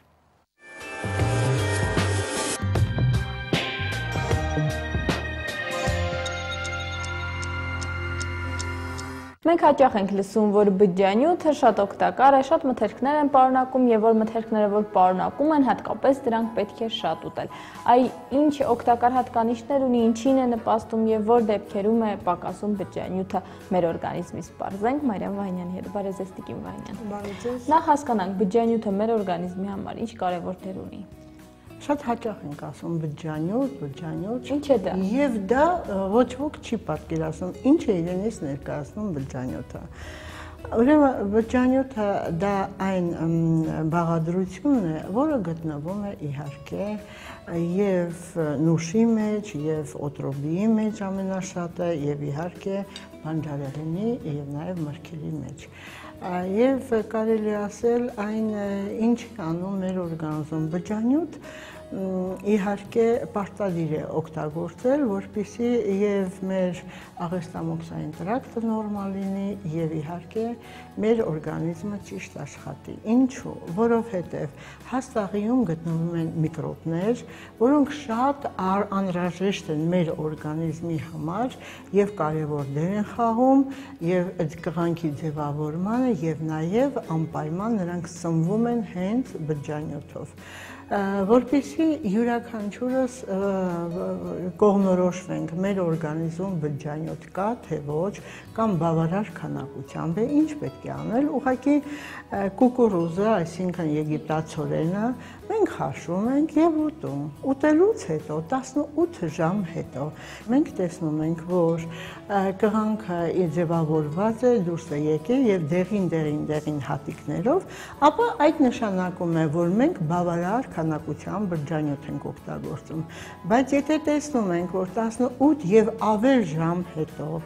մեր օրգանիզմից հազիվ նոր դուրս է գալիս եւ կիսով չափ, ապա այդ նշանակում է բջջանյութ մեր օրգանիզմում շատ քիչ է։ Դրա համար յուրաքանչյուրս ինչ պետք է անենք։ Պետք է աշխատենք մեր օրգանիզմում բջջանյութ շատ օգտագործենք։ Ինչ դեր է խաղում։ Օրինակ, եթե մենք օգտագործում ենք հաց կամ շաքար, որևիցե գլյուկոզա պարունակող սնունդ, որոշ ժամանակ անց մենք արագ սովածանում ենք։ Բայց եթե մենք օգտագործում ենք բջջանյութ, ապա բջջանյութ օգտագործելուց հետո այն մեր ստամոքսում, ստամոքսահյութի ազդեցության տակ այն սկսում է ուռել, այն փքվել, մեծանալ եւ մենք դա զգում ենք, որ մենք մեր ստամոքսը ուռել է, փքվել է, մենք չենք կարողանում արդեն սնունդ օգտագործել, այսինքն դա հենց դա է, որ ուռել է եւ մի փոքր չափաբաժինը դարձել է բավականին շատ, մենք կարելի ասել սովածություն չենք զգում, հագեցել ենք եւ ավել սնունդ չենք օգտագործում։ Եվ բացի այդ, այն նպաստում է, որ մեր օրգանիզմում քիչ լինի խոլիստերինը, որովհետև խոլիստերինը իր մեջ ներծծելով գրեթե 30% դուրս է հանում օրգանիզմից եւ նպաստում է մեր օրգանիզմի առողջացմանը։ Այսինքն, եթե մենք յուրաքանչյուրս ով ուզում է նիհարի ընդհանրապես 15 հատ նուշի կորիզներ օգտագործենք, սոված փորին ժամը 11-ի կողմերը կտեսնենք, որ այս 15 հատ նուշի կորիզը կհագեցնի մեզ, սովածություն չեն կզգա, որտեղ նրա մեջ հզոր քանակությամբ բջջանյութ է պարունակում եւ այս բջջանյութը նպաստում է, որ մենք հագեցվածությունը զգանք սննդից եւ հնարավոր է մինչեւ ժամը այդպես 4-5-ը նոր կարողանանք սնունդ օգտագործել։ Դրա համար այն մարդը, որը ուզում է աղեստամոքսային տրակտը նորմալ աշխատի եւ ի վերջո սիրտանոթային համակարգը նորմալ լինի, որովհետեւ խոլիստերինը պակասեցնում է արյան մեջ, ապա պետք է օգտագործի իր չափաբաժնում սննդի անպայման բջջանյութ, որովհետեւ դա այն անհրաժեշտն է, իսկ որոնք նաեւ այն մթերքները, որոնք շատ են պարունակում բջջանյութ։ Առաջի տեղը օտրոբին է, որը իհարկե դեղատներում են վաճառում եւ դա բժշկական տեսակետից ամենահզոր բջջանյութ պարունակող նյութ ունեցողն է, երկրորդը նուշը, երրորդը կանաչեղենը, խնդրեմ, ինչքան կարող ենք մենք կանաչեղեն ուտենք, կաղամբը, բիբարը, լոլիկը, բոլոր այն ինչ որ մեր բնությունը մեզ տալիս է, մենք կարող ենք օգտագործել եւ լինել առողջ։ Շնորհակալություն, ահա այսպեսին էր մեր այսօրվա տեղատոմսը, շարունակեք հետևել մեզ եւ գտեք ձեզ հարմար ու ձեր առողջությանը նպաստող հերթական տեղատոմս։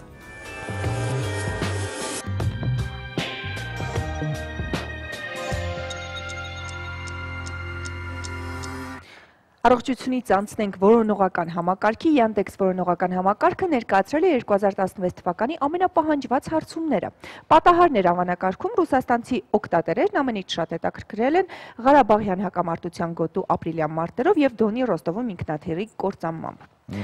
Իրադարձություններ բաժնում առավել մեծ հետաքրքրություն են առաջացրել Ռուսաստանի Դաշնության եւ ԱՄՆ-ի ընտրությունները։ Բոլորիս համար անհասկանալի է, թե Ռուսաստան Դաշնության ընտրությունները իրենց ինչի է այդքան հետաքրքրում։ Հաճախակի հարցումների թվում են հայտնվել նաև խոզագրիպն ու Զիկա վիրուսը։ Մեծ հետաքրքրություն են առաջացրել նաև Ռիոյի օլիմպիադան, հոկեյի աշխարհի առաջնությունը, ֆուտբոլի Եվրոպայի առաջնությունը, իսկ ամենապահանջված թեման դարձել են նաև սերիալները, դա իհարկե կանանց դեպքում կոչվում։ Ոչ միայն կանանց, որովհետև տղամարդիկ են նայում սերիալներ, ուղղակի տղամարդիկ եւ կանայք նայում են տարբեր սերիալներ։ Ակտուալ թեմա է նաև հեռախոսը։ Օրինակ դու հեռախոսի մեջ ինչ ես սիրում։ Իմ համար պետք է որ հեռախոսը լինի ամուր, որ ընկնելուց նա չկոտրվի օրինակ։ Իսկ իմ համար պետք է լինի գեղեցիկ եւ լավ նկարի։ Իսկ թե ինչ հետաքրքրություն են ցուցաբերում կանայք եւ տղամարդիկ։ Օրվա ընթացքում ամենահաճախ օգտագործվող հեռախոսի նկատմամբ կիմանանք կին տղամարդ էջի օգնությամբ։ Նայեցինք։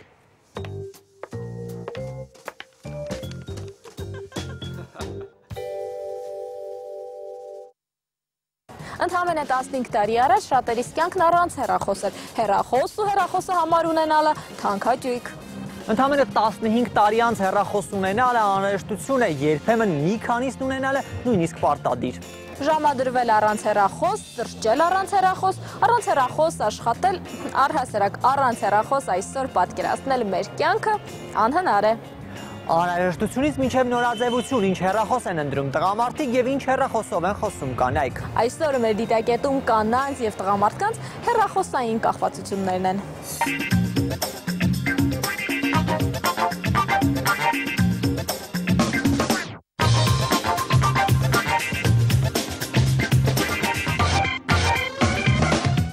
Հեռախոսը շատ ուշ եմ փոխում, քանի որ եթե հարմարվել եմ մի հատ հեռախոսի, ապա ինձ դուր է գալիս ինքը։ Մի տարի մեկ էլի երևի փոխում։ Ես նույնպես։ Տարին, թե 2 տարին մի անգամ։ Փոխում եմ այն ժամանակ, երբ որ երեխաներս արդեն այն օրն են գցում, որ այլևս օգտվել հնարավոր չէ։ Հայաստանի բնակչության մեծ մասը բջջային հեռախոսը կրում է արտաքին տարբերանշանի նման։ Ոմանք ձեռքից բաց չեն թողնում, ոմանք ժամանակ առ ժամանակ պայուսակից հանում գրպանն են դնում, գրպանից ուրիշ գրպան են տեղափոխում, խաղեր են խաղում, երաժշտություն լսում։ Այսինքն հեռախոսի վրա ավելի շատ ուշադրություն են դարձում, քան դա պահանջում է կապի միջոցը, եւ հեռախոսը վաղուց արդեն միայն կապի միջոց չէ։ Ես մի շիշ կոնյակին չէի տա $1,200,000, բայց այդ գնով վաճառվել է մի շիշ կոնյակ։ Նման բաներ կա, դա կոչվում է սոցիոլոգիայում հեղինակային պրեստիժային սպառում, եւ որ դու սպառում ես ոչ թե անմիջապես կալորիան, շաքարը, սպիտակուցը, այլ նրա սոցիալական նշանակությունը եւ դրանով ընդգծում ես քո ստատուսը։ Հայաստանում եւ առհասարակ աշխարհում հեռախոս ավելի շատ փոխում են տղամարդիկ եւ տղամարդիկ են ավելի շատ հեռախոսի խանութ մտնում, թեպետ միշտ չէ որ հենց իրենց համար։ Դա հաստատեցին նաեւ հեռախոսների վաճառքով զբաղվող Երևանի խանութներից մեկում։ Մեր փորձը ցույց է տալի, որ ավելի շատ հեռախոս գնում են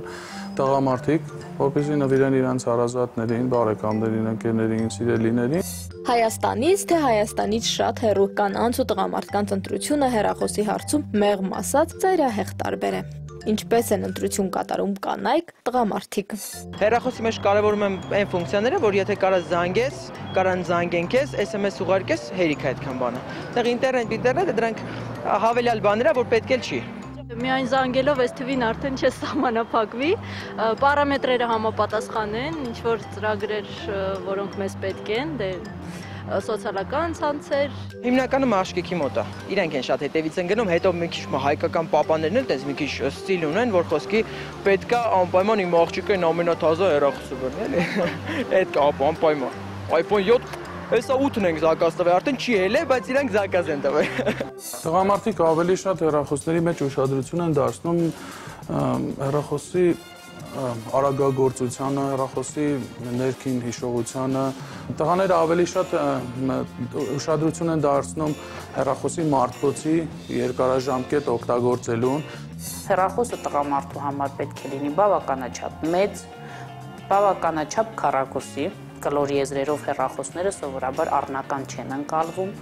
Գունային գամման շատ սահմանափակ է, ինչը կարող է տղամարդը հավանել որպես հեռախոս։ Դա մոխրագույն, արծաթագույն, սև, մուգ կապույտ, մուգ շագանակագույն երանգներն են։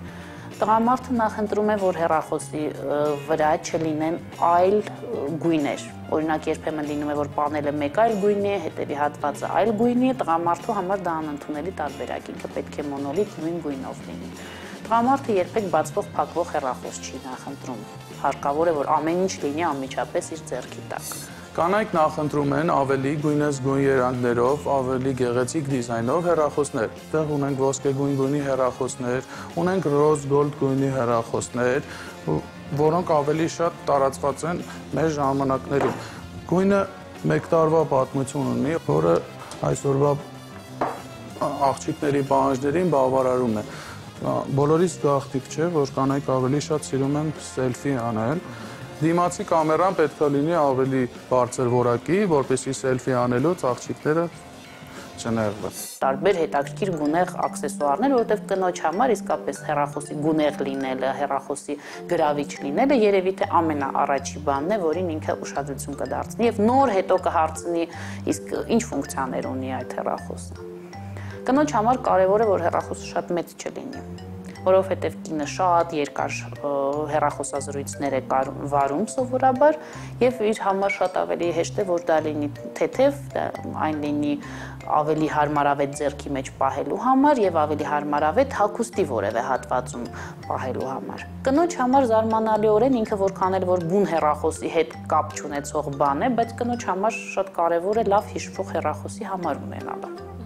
Իհարկե դա հեռախոսի ֆունկցիա չէ, բայց պետք չի դրա մասին մոռանալ, եթե ուզում եք օրինակ հաճելի անակնկալ անել ձեր կնոջը կամ աղջկան, հեռախոսը պետք է լինի հիշվող։ Այսպիսով սա այն դեպքերից է, երբ կանանց դեպքում կարևորը ձևն է, տղամարդկանց դեպքում բովանդակությունը, բայց անգամ այս դեպքում կանանց ձեռքում հեռախոսները ավելի շատ են իրենց դերը կատարում, եւ դա ունի խիստ սեռային առանձնահատկություն։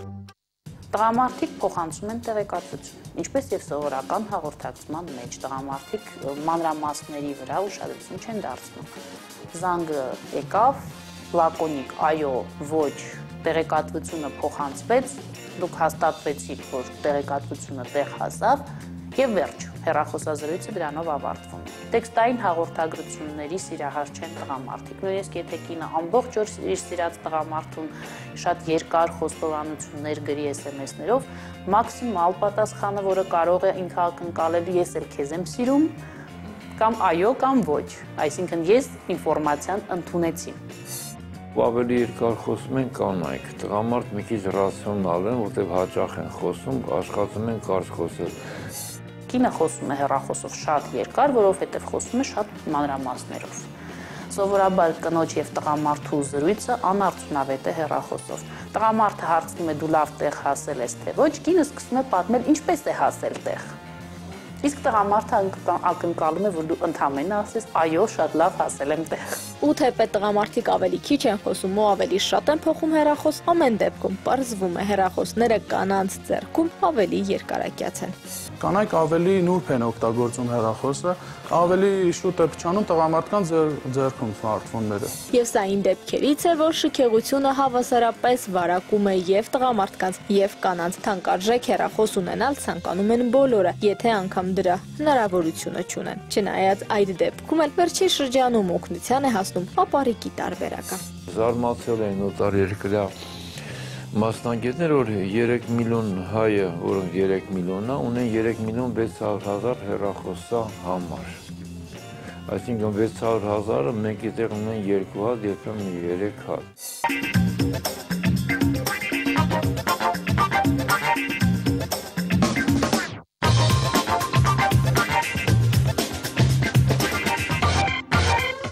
Ի վերջո չմոռանանք ցանկացած կախվածություն, անգամ ամենաանվնաս թվացող հեռախոսայինը վտանգավոր է։ Եվ եթե դուք ձեր հեռախոսը մոռացել եք տանն ու արդեն ձեր օրը համարում եք փչացած, իսկ գործերն էլ ձախընթաց, եւ կամ ինչով էլ զբաղված լինեք, կթողնեք կիսատ ու կգնաք հեռախոսի հետևից։ Եթե ձեր տեղը չեք գտնում եւ շուկայում հայտնվել է հեռախոսի նոր մոդել եւ պատրաստ եք ապառիկով, վարկով կամ ձեր ունեցած վերջին գումարով գնել այն։ Եթե ձեր օրը սկսում է ոչ թե բարի լույսով, այլ սմարթֆոնը քչփորելով, ուրեմն դուք 21-րդ դարի իսկական ներկայացուցիչ եք տեխնոլոգիական կախվածությամբ ու տեխնոլոգիաներից կախված տրամադրությամբ։ Սա այն դեպքերից է, երբ սեռային բաժանումը կապ չունի, այստեղ կապ ապահովողը դարաշրջանն է, 21-րդ դարը։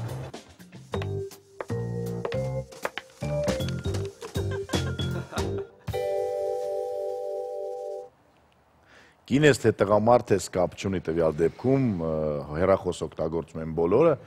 բայց ինձ թվում է, որ պետք է օրը մի քանի ժամ ձեռք ազատվել այդ փոքրիկ քառակուսի կամ կլոր ինչ-որ սարքավորումից, որը որ կարելի է դնել կողքի, մոռանալ նրա մասին եւ պարզապես ապրել։ Վայելել կյանքը եւ ապրել։ Իսկ մեր եթերում գովազդ է այս պահին։ Վայելում ենք գովազդը։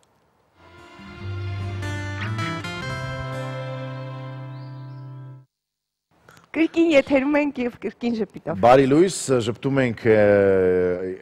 վերջին անգամ այսօր, կարծես, որովհետեւ վաղը ժպտալու ենք ավելի վառ, կարծես։ Որովհետեւ վաղը դեկտեմբերի 10-ին, այո, Գլումով ջան, քո գլխավորությամբ աշխարհը կնշի ֆուտբոլի համաշխարհային օրը։ Այո, ես շնորհավորում եմ բոլոր ֆուտբոլասեր հասարակությանը եւ ունենք ուրախ լուրեր, ունենք այստեղ պատրաստված տեքստ, որ պետք է պատմենք նրա մասին, որ Հայաստանում փետրվարին կբացվի ֆուտբոլային ակումբ Բարսելոնա, իմ սիրելի Բարսելոնայի օֆիցիալ ֆանակումբը, դրա մասին ևս խոսանք փետրվար ամսին, ասեմ նաև, որ ԱՊՀ երկրներում ոչ միտեղ չկա Բարսելոնայի օֆիցիալ ֆան կլուբ եւ Հայաստանում եթե դա եղավ կլինի առաջինը։ Կլինի առաջինը։ Այո։ Դրա մասին խոսենք երևի փետրվարին տղաների հետ միասին հրավիրենք նրանց տաղավար, իսկ հիմա ուզում եմ ասել, որ 3 տեղի ունեցավ այն, ինչ տեղի ունեցավ երեքան այդ, ուզում քեզ հարցնել։ Ինչ տեղի ունեցավ, ինձ թվում է Հենրիխ Մխիթարյանի հետ է կապված։ Այո, Հենոն վերջապես գոլ է խփել, Manchester United-ի ուրեմն շարքերում եւ կարելի է շնորհավորել թե Հենոին, թե մեզ, ավելի շատ մեզ, քան Հենոին, որովհետև կարծես մենք ավելի շատ ենք դրան սպասում։ Երեք Manchester United-ը հաղթեց ուկրաինական Զարյային եւ փաստորեն Հենոին գոլ խփելու համար պետք էր վերադառնալ Ուկրաինայի հող։ Ուկրաինայի հող վերադարձավ, Օդեսայի սառցե դաշտը օգնեց նրան եւ Ժոզե Մորինյոն ասաց, որ շատ լավ հոյակապ խաղ ցուցաբերեց Հենոն եւ պետք է ասել նաեւ, որ Հենրիկ Մխիթարյանը 3-րդ խաղանոթ մեջ դարձավ լավագույն խաղացող։ Դե ինչ, я тебе кохаю, Հենրիկ Մխիթարյան, իհարկե։ Ես վախեցա մի պահ։ Իտակ Հենո ջան, мы тебя кохаем։ Ամբողջ ազգով կարելի է ասել, նաև Հենոն 9 լեզվով կարող է շփվել։ Էնպես որ հաստատ հասկացավ մեզ, նաև ուկրաիներով։ Եվ սիրում է եւ դիտում է մեզ, իսկ հիմա ես խնդրում եմ բոլորս ուշադիր նայենք էկրաններին, քանի որ տեսանյութը պատմելու է հայկական ֆուտբոլի մասին։ Գոլ։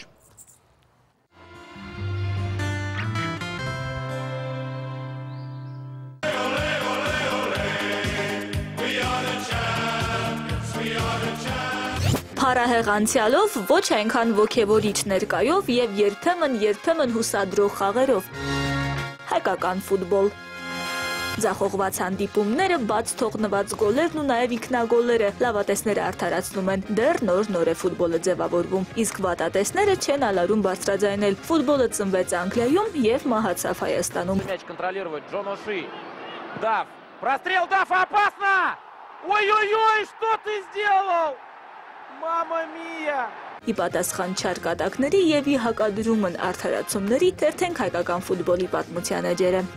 Հայկական ֆուտբոլը նոր չէ, որ ձևավորվում է։ Ֆուտբոլը Հայաստանում սկզբնավորվել է 20-րդ դարասկզբին եւ արդեն 1911 թվականին Հայաստանը Հունաստանի ֆուտբոլի ֆեդերացիայի կազմակերպած ֆուտբոլային մրցաշարի հաղթողն էր, իսկ առաջին միջազգային փորձը 1930 թվականին էր։ Սեպտեմբերի 21-ին մեր ֆուտբոլիստները հյուրընկալել էին Գերմանիայի բանվորական միության ֆուտբոլի հավաքականին։ Միջազգային առաջին հանդիպումը այնքան կարևոր էր Հայաստանի մարզական կյանքում, որ նույնիսկ այդ հանդիպման առթիվ հատուկ հուշամեդալ էր պատրաստվել։ Նշանակալից հանդիպումներ, հաղթանակներ եղան նույնիսկ պատերազմական տարիներին եւ դրանից հետո, այդպես մինչեւ 1973 թվականը։ Թվական, որի մասին խոսում ու գլուխ են գովում մինչեւ այսօր։ Թիմի մարզիչը սպորտի վաստակավոր վարպետ Նիկիտա Սիմոնյանն էր։ Նա իր տղաների հետ ապացուցեց, որ Արարատն ի վիճակի է նվաճելու խորհրդային ֆուտբոլի բարձունքները։ Իր պատմության մեջ առաջին անգամ Արարատը դարձավ եւ երկրի չեմպիոն եւ ԽՍՀՄ գավաթակիր, եւ սա դեռ ԱՄՆ չէ։ Արարատի հաջողությունները շարունակվեցին եվրոպական մրցաշարերում։ 1-0 Հայաստանի անկախացումից հետո անկախացավ նաև ֆուտբոլը եւ 1992 թվականին հիմնադրվեց Հայաստանի ֆուտբոլի ֆեդերացիան ու ձևավորվեց ազգային հավաքականը։ 24 տարվա ընթացքում Հայաստանի հավաքականում աշխատել են 15-ից ավելի մարզիչ եւ հանդես է եկել 150-ից ավելի ֆուտբոլիստ, բայց ոչ մի մարզչի ու ֆուտբոլիստի դեռ չի հաջողվել կրկնել Արարատ 73-ի գոլային շքերթը։ Եթե 90-ականներին մեզ գոհացնում էր 0-5 հաշվի ժամանակ Գերմանիայի հավաքականի դարպասը խփած 1 գնդակը, 2000-ականների սկզբներին ուրախանում էինք, որ հավաքականը չնայած պարտությանը կարողանում է Ուկրաինայի հավաքականի դարպասը խփել 3 գնդակ, ապա հիմա մեզ չի բավարարում ոչ ոքին։ Մեր պահանջներից բացի փոխվել են նաև մեր երազանքները։ Մեր օրերում էլ յուրաքանչյուր երկրորդ տղա երեխան, անգամ աղջիկները երազում են ֆուտբոլիստ դառնալ, բայց արդեն ոչ թե Ռոնալդոյի պես, այլ Հենրիխ Մխիթարյանի։ Հենց նա էլ համարվում է 24 տարեկան մեր անկախ ֆուտբոլի դերևս ամենամեծ ձեռքբերումը։